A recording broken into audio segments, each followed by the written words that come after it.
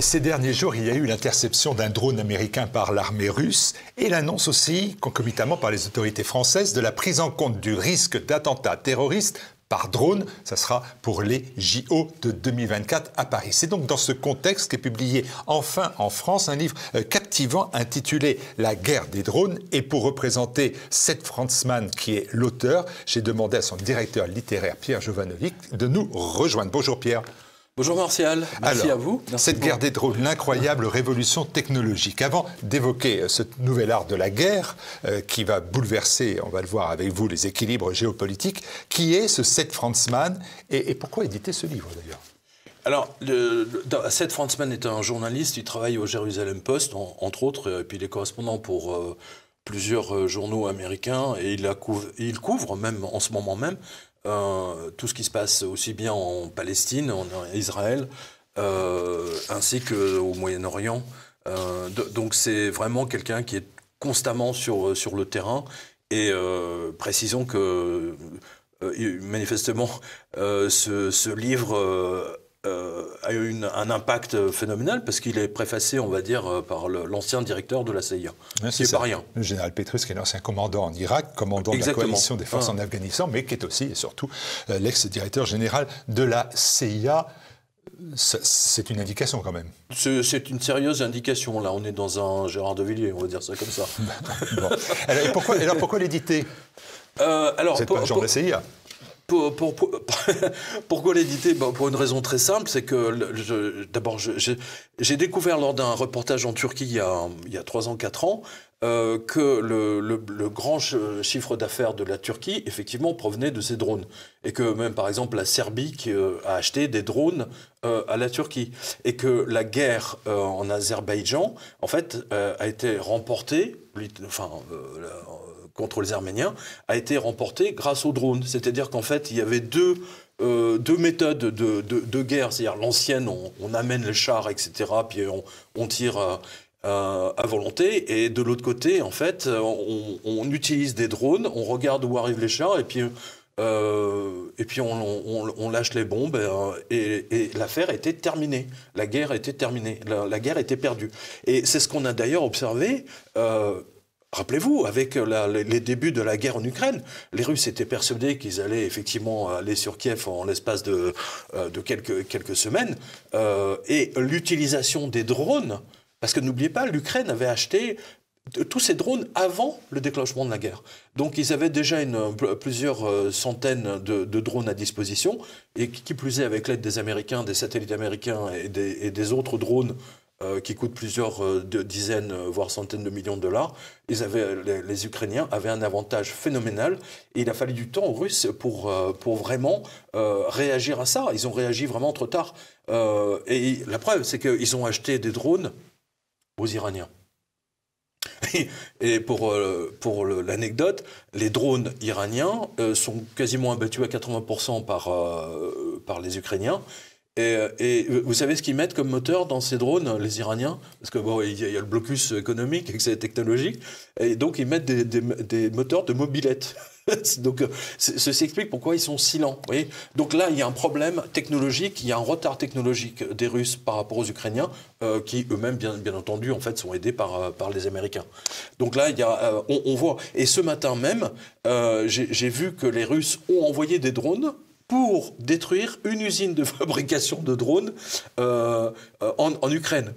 Avouez que ça manque pas de sel, si je peux dire. Alors, le drone, et vous faites bien de le dire, c'est pas une nouveauté. Par exemple, Frantzman explique que lui, il est soumis lors de son passage en Irak, il est à Mossoul, et en 2017, et effectivement, il doit se protéger de ces drones, qui sont les drones que Daesh envoie. Donc, c'est pas une nouveauté, mais c'est vraiment, et là, je vous rejoins, c'est la guerre en Ukraine qui a mis en évidence, finalement, la nouvelle révolution qui est amenée sur les champs de bataille des drones. Souvent, on se gardait à l'idée que les drones, c'était un peu, si vous me permettez, Blade Runner ou Terminator 2. Oui, mais en fait, c'est une réalité maintenant. Bien sûr, on est passé véritablement, c'est-à-dire les films de science-fiction des années 80-90, aujourd'hui, on le voit en action. C'est-à-dire, j'ai toujours dit que les écrivains étaient des médiums qui voyaient le futur. Ben là, on a une preuve définitive.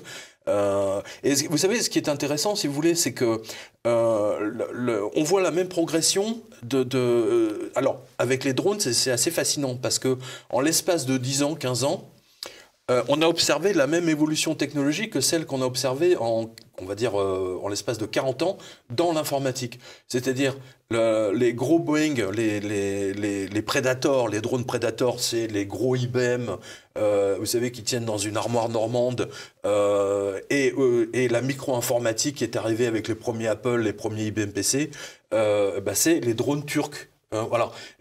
Et aujourd'hui, les drones turcs, c'est eux qui exportent le plus. Et vous avez les Israéliens, les Iraniens, mais les Israéliens, eux, n'ont pas l'autorisation d'exporter, les Américains n'ont pas l'autorisation d'exporter. En revanche, les Turcs, ils sont dans l'OTAN, et du fait qu'ils soient dans l'OTAN, ils ont la permission d'exporter dans le monde entier. Avouez que c'est tout à fait extraordinaire. Et ils ne s'en privent pas. Mais qui sont les pionniers en matière de drones? Ça, Frantzmann réserve une grande partie de son bouquin à ça, il fait une bonne partie de son bouquin. Est-ce que c'est Israël ou ce sont les États-Unis? Alors, c'est les États-Unis, en fait, ils ont décidé de développer ça après les attentats du 11 septembre. C'est-à-dire que là, il fallait surveiller et il fallait retrouver Ben Laden. Voilà. Il fallait préparer également sa capture. Et donc, là, ils ont utilisé des drones, effectivement. Par exemple, dans le film Syriana, on le voit très bien. Moi, je recommande ce film parce qu'on voit bien que c'est une des premières utilisations des drones et qui plus est, qui sont armés.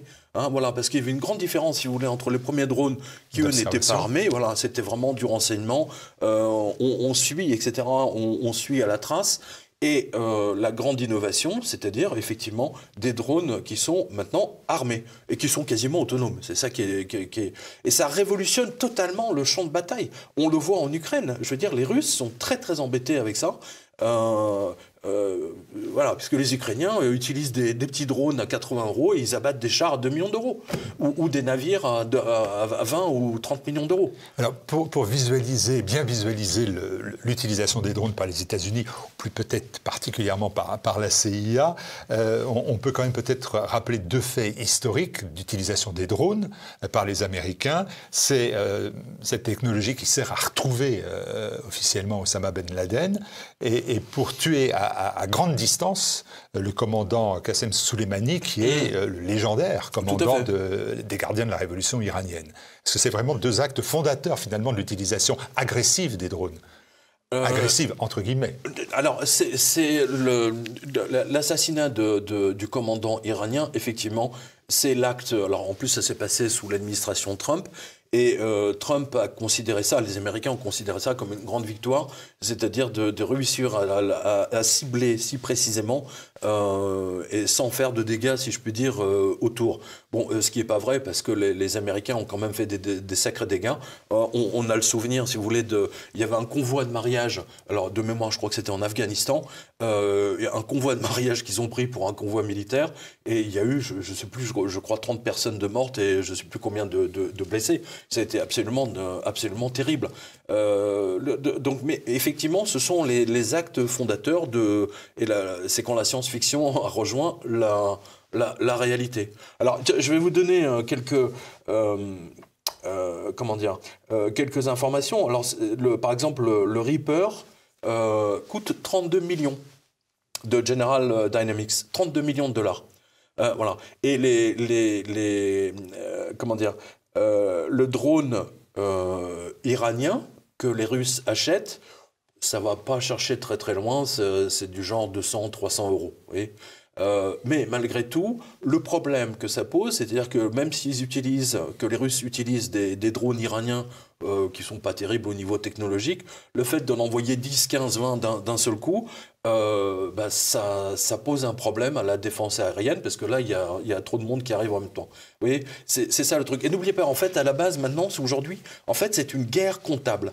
C'est-à-dire que même... c'est une guerre comptable dans le sens où vous obligez l'adversaire à mobiliser ses forces en un point, et surtout avec des drones pour 200-300 €, peu importe la taille du drone, vous abattez des chars, des équipements militaires, des camions de transmission qui coûtent des centaines de milliers de dollars ou d'euros, peu importe. C'est ça qui est intéressant. Et c'est absolument remarquable. Et ça pose un problème aujourd'hui parce que l'infanterie... les règles de l'infanterie telles qu'on les connaît, telles qu'elles sont enseignées aujourd'hui, par exemple, dans l'armée française ou américaine, enfin dans toutes les armées du monde, ne valent plus. C'est-à-dire qu'ils ne peuvent plus se cacher. C'est plus possible. Et pour peu que ces drones aient une optique qui est véritablement qui voit la nuit, écoutez, là, c'est même la nuit, vous ne pouvez plus vous cacher. Vous voyez, c'est ça qui est absolument incroyable. Donc les règles sont changées et tout le monde est en train d'essayer de s'adapter, les Russes les premiers. Voilà. Et on peut dire que les Ukrainiens et les Azerbaïdjanais, en fait, ont innové cette nouvelle guerre avec des drones pas chers. C'est ça qui est intéressant. En fait, vous savez, c'est un peu. Je vais faire une comparaison un peu curieuse, mais on va dire c'est Air France première classe. Donc ça, c'est les gros, les Reaper, les General Dynamics américains à 32 millions de dollars, versus EasyJet ou Ryanair, où le billet coûte 32 euros. Voilà. C'est ça. Mais qui font autant de dégâts. C'est ça qui est dingue. En fait, ce que vous expliquez, c'est que malgré le fait qu'on passe d'une technologie très coûteuse à une technologie accessible à tous, en fait qu'on a quitté, les drones ont quitté les arsenaux des États et des armées pour aller soit vers des groupes terroristes, je pense initialement à Daesh, ou à des groupes de résistance ou d'opposition comme le Hezbollah au Liban et beaucoup d'autres dorénavant. Oui, mais justement, n'oubliez pas, c'est Israël. Israël a développé, effectivement, on va dire que Israël, à sa façon, a apporté sa pierre, on va dire, à l'édifice des drones, parce que ils se sont servis des drones vraiment pour suivre les Palestiniens, pour bombarder les positions palestiniennes, avec des drones pas très très très chers, donc qui étaient souvent abattus d'ailleurs. D'ailleurs, je vous rappelle que les Américains ont perdu un drone à 40 millions de dollars qui était en train d'espionner l'Iran au-dessus de Téhéran. Et les Iraniens ont affirmé avoir piraté à distance donc le signal du drone américain qui s'est écrasé près de Téhéran.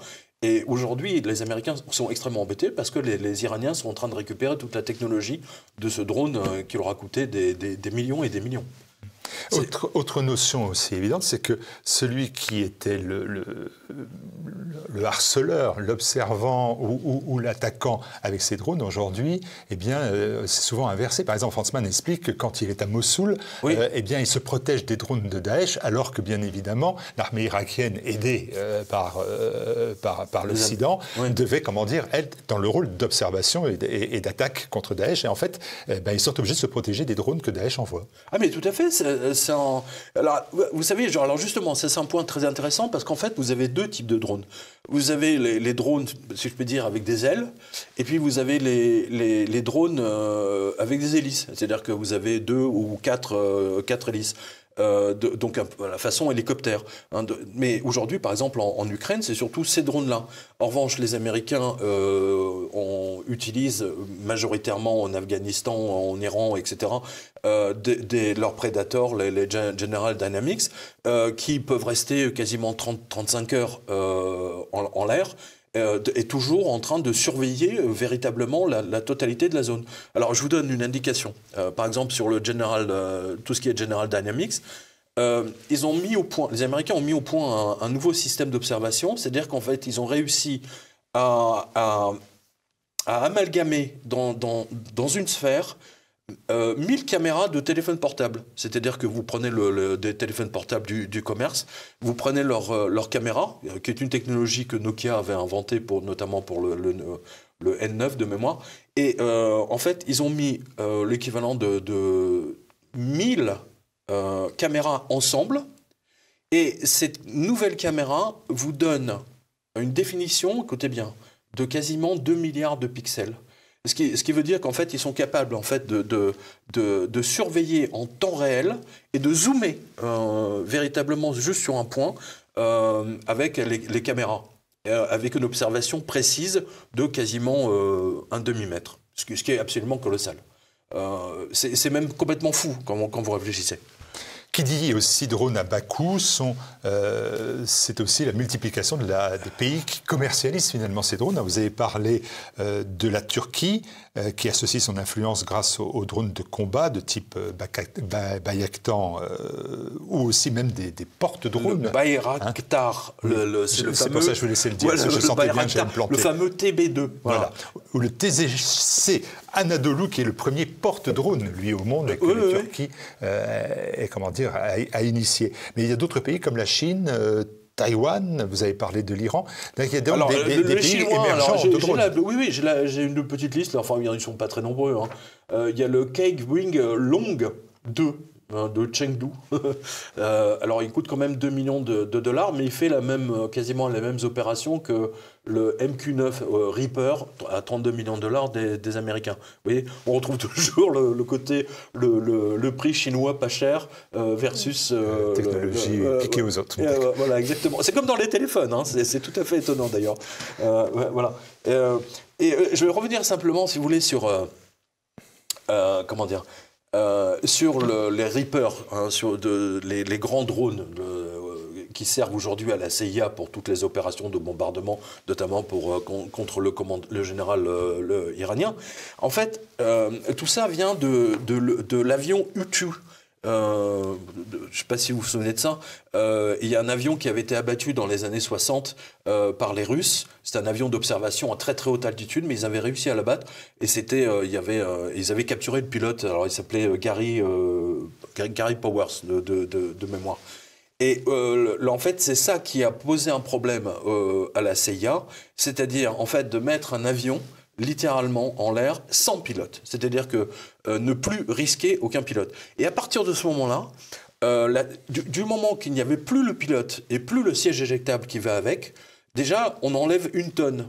Donc, ce qui leur a permis, en fait, de redessiner le drone en question, avec une envergure de 25 mètres qui correspond toujours à l'U-2, enfin l'avion espion, le fameux avion espion américain. Et tout ça vient de l'Albatros, c'est-à-dire qu'ils ont étudié l'oiseau, parce que c'est celui qui plane le mieux et le plus longtemps, voilà, grâce à ses ailes. C'est tout à fait étonnant l'histoire de la fabrication de ces drones américains, en fait. Ils avaient lu Le Poète. La question qui se pose dans toute guerre, c'est comment parer les menaces de l'ennemi, et dans le cas précis, de parer aux drones. Quels sont les moyens de défense déjà en place ou en recherche? Comment on peut combattre cette armée des drones? Ou est-ce que c'est possible d'ailleurs? Alors, c'est possible, mais c'est très limité.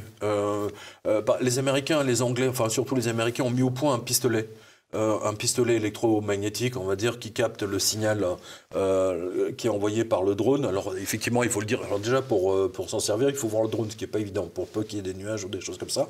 Mais bon, et donc il envoie un signal qui va brouiller, on va dire, mais ça ne va pas plus loin. C'est là, par exemple, vous vous souvenez peut-être, il y a 3 ans, un drone avait survolé l'Élysée. Alors donc ça avait mis en alerte le commissariat du 8e. Il y a eu des histoires de drones qui avaient survolé des centrales nucléaires françaises. De mémoire, celle à côté de Rouen, si je ne me trompe pas. Et donc ça pose effectivement un danger phénoménal parce que strictement personne n'est préparé. Et à la prison de la Santé ou dans d'autres prisons, vous avez des gens qui envoient maintenant des drones et qui leur balancent de la drogue ou des paquets de cigarettes. Enfin, bon, c'est devenu, je veux dire, extrêmement commun. Et ça, les drones ont renversé la table. Voilà. Et aujourd'hui, vous l'avez mentionné au début de l'émission, effectivement, comment faire pour, si des gens veulent effectivement utiliser des drones pour balancer des grenades, des choses comme ça, comme ils le font en Ukraine, avec une facilité tellement déconcertante qu'effectivement, ça pose un problème aujourd'hui pour la sécurité. Donc quand on apprend que les autorités françaises prennent en compte le risque d'attentats terroristes par drone pour les JO de 2024 à Paris, vous dites que c'est nécessaire de prendre en compte cette réalité. Impossible. Mais techniquement, alors c'est des jolies phrases, effectivement, elles sont faites pour rassurer, mais techniquement, vous ne pouvez rien faire. C'est trop ciblé comme voilà. C'est vraiment trop ciblé. Aujourd'hui, vous faites partir un drone avec une bombe, personne ne sait d'où ça vient. Là, c'est transparent. Vous n'avez même plus besoin de voiture, ni de téléphone, rien, nada. C'est ça qui est fou. Dans son ouvrage, Franz Mann insiste sur le fait. Son ouvrage s'appelle La guerre des drones, que vous éditez donc au Jardin des Livres, que vous retrouvez sur la boutique TVL, sur le site tvl.fr ou sur la boutique tvl.fr. Je vous invite bien évidemment à vous le procurer. Et Franz Mann insiste sur le fait, et la guerre de l'Ukraine ne le contredit pas, que les guerres qui viendront seront menées surtout avec des drones et seront gagnées que par les pays qui disposent de la technologie la plus sophistiquée. Exactement. Oui, il était visionnaire parce que ce livre est sorti juste avant la guerre. La guerre en Ukraine. Mais il parle de l'Ukraine, parce qu'il y a été effectivement, puisque comme je vous l'ai dit, les Ukrainiens ont commencé à acheter des drones avant la guerre. Donc ils étaient déjà sérieusement préparés. Mais là, il y a quand même quelque chose de tout à fait unique, si vous voulez, dans le sens où, moi je le répète, personne ne peut se protéger contre les drones, et ça développe une nouvelle stratégie de guerre. C'est-à-dire que tout ce qu'on connaît de stratégie militaire tombe à l'eau. Je ne sais pas ce que vous en pensez, mais ça me paraît évident. Donc de ce côté-là, Franz Mann avait totalement raison. Et on le voit aujourd'hui, et chaque jour qui passe aujourd'hui, maintenant, on a de plus en plus d'informations, parfois même 2 fois par jour, où un drone russe a abattu ceci ou là, ou alors des drones ukrainiens se sont aventurés loin en Russie et ont abattu, par exemple, le fameux avion radar. C'était quoi? C'était il y a 15 jours de cela, 3 semaines. Les Russes étaient totalement surpris. Vous voyez, c'est ça que je veux dire, c'est qu'ils n'ont... Ça bouleverse totalement toutes les règles et on ne peut pas s'en protéger. Et les militaires ne sont pas formés pour ça. À la limite, ceux qui sont formés pour ça, vous savez, c'est les passionnés d'avions miniatures, vous savez. Mais techniquement, ces gens étaient en avance sur leur temps, parce que les drones, c'est que des avions miniatures, finalement. Pierre Jovanovic, quand Franz Mann dit ces guerres seront gagnées par des pays qui disposent de la technologie la plus sophistiquée. J'ai entendu Turquie, j'ai entendu Chine, Taïwan, Turquie, Iran, Israël, États-Unis. La France? Nulle part. Enfin, si, bon, il y a quelques projets d'assaut, mais ils sont là. On n'a pas vu, on a vu des drones le 14 juillet sur les Champs-Élysées. Vous avez vu 2 drones qu'ils ont achetés, je crois qu'en plus ils ont dû les acheter aux Américains. Donc c'est ridicule. Attends, vous savez combien de drones ont l'armée américaine? 10 000. 10 000. Aujourd'hui, l'armée ukrainienne a plus de drones que l'armée française. Donc, ça vaut déjà. L'armée de l'air et les généraux à la tête qui commandent en fait l'armée de l'air sont passés totalement à côté. Exactement comme en 1940, les gens sont totalement passés à côté de la nouvelle doctrine que Patton et le général de Gaulle avaient élaborée, élaborée, c'est-à-dire l'utilisation massive de chars. Les Allemands ont inventé la Blitzkrieg et les Français se sont fait, on connaît l'histoire, se sont fait étaler. Et là, c'est exactement la même chose. Et en fait, il y a une rupture géopolitique. Alors, c'est ce que montre Franz Mann, mais c'est ce que dit également le général de Petraeus, qui a piloté la CIA.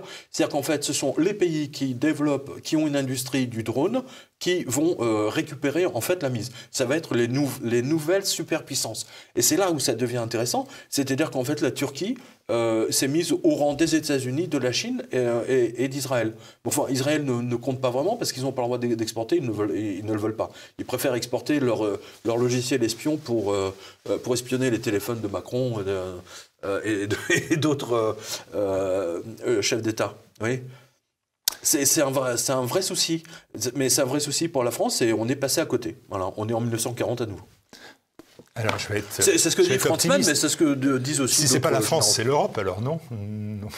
Non, les Allemands également. Non, ils sont passés à côté, tout simplement. Au début, vous savez, ils prenaient les drones pour eux, les drones, si vous voulez, c'est un avion télécommandé. Vous savez, c'est comme ces amateurs qui se réunissent le dimanche pour faire décoller leurs petits avions sur des petits aéroports privés. Pour eux, c'était ça l'idée. Ils sont passés complètement à côté. C'est terrifiant d'ailleurs. Donc à rattraper le Pourtant, retard. Dieu seul sait si on a les ingénieurs, la technologie, que ce soit chez Dassault ou chez Thales et ailleurs. Enfin, je veux dire, c'est pas la technologie qui nous manque, mais il nous manque des visionnaires. Oui, par exemple, Bakhtiar. Oui, je le prononce bien. Bakhtiar, par exemple, c'est le beau-fils d'Erdogan. Bon, alors, en même temps, c'est un ingénieur. Et c'est lui qui a décidé, qui a poussé effectivement son entreprise à développer comment dire, cette industrie du drone. Et jamais il n'avait imaginé que ça prendrait une telle dimension, au point effectivement de remettre la Turquie sur la carte des grandes puissances mondiales. C'est tout à fait extraordinaire. En rattrapant notre retard, eh bien, ça va être une concurrence au moins acharnée entre les États-Unis, la Chine, Israël, l'Iran, la Turquie, la France et l'Allemagne quand même. La France et l'Allemagne, qui chercheront aussi à être des superpuissances dans ce domaine-là. Écoutez, on voit bien qu'il y a des tensions aujourd'hui dans l'Europe, que l'Europe n'est plus du tout celle qu'on a connue, qui a permis Airbus, par exemple. Hein, il y a trop de désaccords maintenant, notamment sur les avions, sur les ventes d'avions, etc. Et on voit bien que les Allemands, eux, vont acheter des drones américains. Donc déjà, l'affaire est pliée, quoi. Voilà, il ne vous reste plus qu'à acheter la guerre des drones, le nouvel art de la guerre qui a bouleversé, qui va bouleverser. C'est de l'espionnage technologique, c'est vraiment remarquable. Je pense que De Gaulle aurait adoré ce livre, littéralement. Si vous le dites, il faut donc l'acheter. Véritablement. Voilà. Non, je suis très sérieux. Parce que si vous reprenez... moi, je connais bien l'histoire de Patton et également celle de Gaulle. Et ces deux hommes, deux visionnaires qui ne se connaissaient pas, mais les deux avaient théorisé de l'importance de l'utilisation des chars pour avoir une guerre à toute vitesse. Et malheureusement, on ne les a pas trop écoutés. Voilà, bouleversement des équilibres géopolitiques mondiaux, les drones. Merci Pierre. Merci à vous Martial.